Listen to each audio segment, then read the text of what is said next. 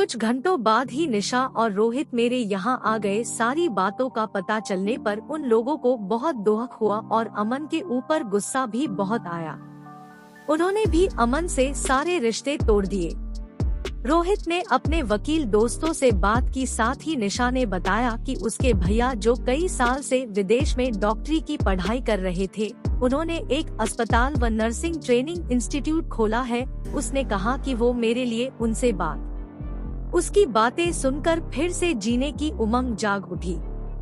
मैंने ग्रेजुएशन की प्राइवेट पढ़ाई के लिए फॉर्म भर दिया और नर्सिंग कॉलेज में दाखिला ले लिया। 1 साल के भीतर अमन से तलाक हो गया। अब मैं राहत महसूस कर रही थी। वो अभी भी जेल में ही था। मम्मी जी से कभी कभार फोन पर बातचीत हो जाती थी। अमन की गलती के लिए उनको क्यों कसूरवार ठहराती? उन्होंने तो हर संभव मेरा ही साथ दिया था। वो मायरा से मिलने कभी कभी घर आ जाया करती थी।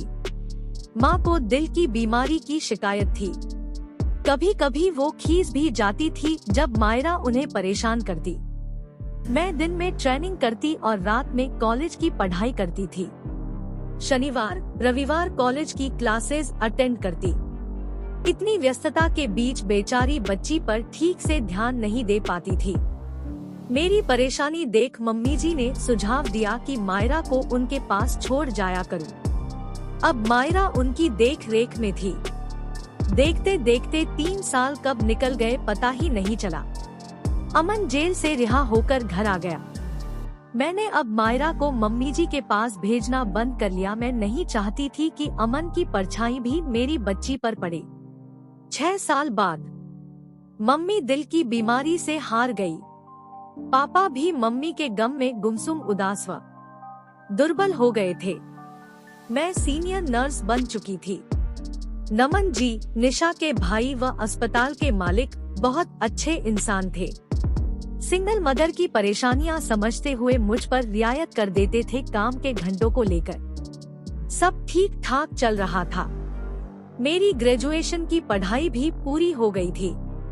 घर में मायरा और पापा की देखभाल के लिए मैंने एक भरोसेमंद नौकरानी का इंतजाम कर दिया था जो दिन रात घर पर रहती थी। पिछली यादों के नाग कभी कभी फन फैला कर आ जाते तो मैं खुद को घर बाहर के कामों में और भी ज्यादा व्यस्त कर देती थी। जिंदगी की गाड़ी धीरे धीरे पटरी पर आने लगी थी। लेकिन नहीं, ये शायद मेरा भ्रम ही था। ऐसा अच्छा मेरा नसीब कहा। एक दिन जब मैं घर पर ही थी तभी मायरा बड़े गुस्से में घर आई। बैग सोफे पर पटक कर मुझसे बोली, मम्मा आप बहुत ज्यादा गंदी हो। आपने मेरे पापा को जेल भिजवाया था ना? क्या बोल रही है मारू? किसने कहा तुझसे ये सब? वो शिल्पी बोल रही थी कि आप सब ने मिलकर मेरे पापा को जेल भिजवा दिया और मुझे मेरे पापा से अलग के दिया। मुझे पापा के पास जाना है। कहीं नहीं जाएगी तू। हमारा उनसे अब कोई संबंध नहीं है। क्यों नहीं है? मैं तो जाऊंगी। पहले भी तो मैं दादी के पास जाती रहती थी, तो अब क्यों नहीं जाने देती हो? मुझे पता है आपने मेरे पापा से डिवोर्स ले लिया है, पर मैं हूँ तो उनकी भी बेटी। आप मुझे रोक नहीं सकती उनके पास जाने से। आपने उनसे तलाक लिया है, मैंने नहीं। उसके मुंह से ये सब बातें सुनकर मैं अवाक रह गई। पापा ने उसे समझाने की कोशिश की तो उसने उनका हाथ झटक दिया। पापा गिरते गिरते बचे। उस पल मुझे वही मंजर याद आ गया जब अमन ने पापा को धक्का दिया था। मैंने मायरा को जोर का थप्पड़ मार दिया। वो रोते रोते अंदर कमरे में भाग गई।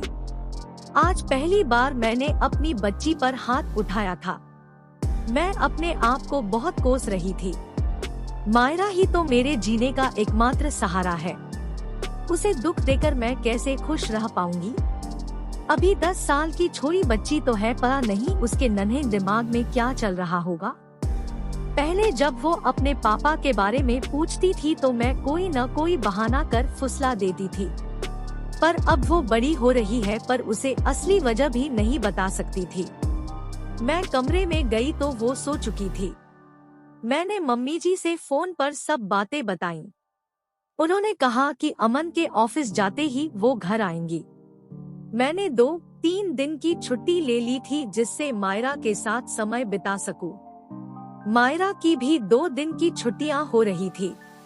मम्मी जी, मैं और मायरा इमामबाड़ा घूमने निकल गए।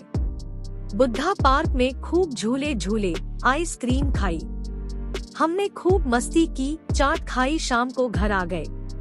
मायरा का मूड थोड़ा तो ठीक हुआ, पर वो मुझसे कटी कटी ही रही, अपनी दादी से ही बात करती रही। शायद अभी भी गुस्सा थी। ठीक हो जाएगी धीरे धीरे, मैंने खुद को तसल्ली दी। मम्मी जी अमन के ऑफिस जाने के बाद अक्सर घर या अस्पताल मुझसे और मायरा से मिलने आ जाया करती थी। एक दिन उन्होंने बताया, अमन अब आए दिन किसी न किसी महिला सहकर्मी या किसी लड़की के साथ नजर आता है। कभी कभी उन्हें घर पर ही ले आता है। मेरे मना करने पर उसने रोक टोक से बचने के लिए मुझे आउट हाउस में रहने को बोल दिया है। इतना सब होने के बाद भी उसमें कोई बदलाव नहीं आया है। बहुत दुख हुआ मम्मी जी को इस उम्र में अपने ही बेटे द्वारा उपेक्षित व अपमानित होकर एकाकी जीवन जीते हुए देखकर। फिर भी बेटे के लिए कितनी दुखी व चिंतित रहती है। क्या स्त्री जीवन इसी तरह संघर्ष करने, खुद से जूझने व अपने वजूद को तलाशने के लिए है?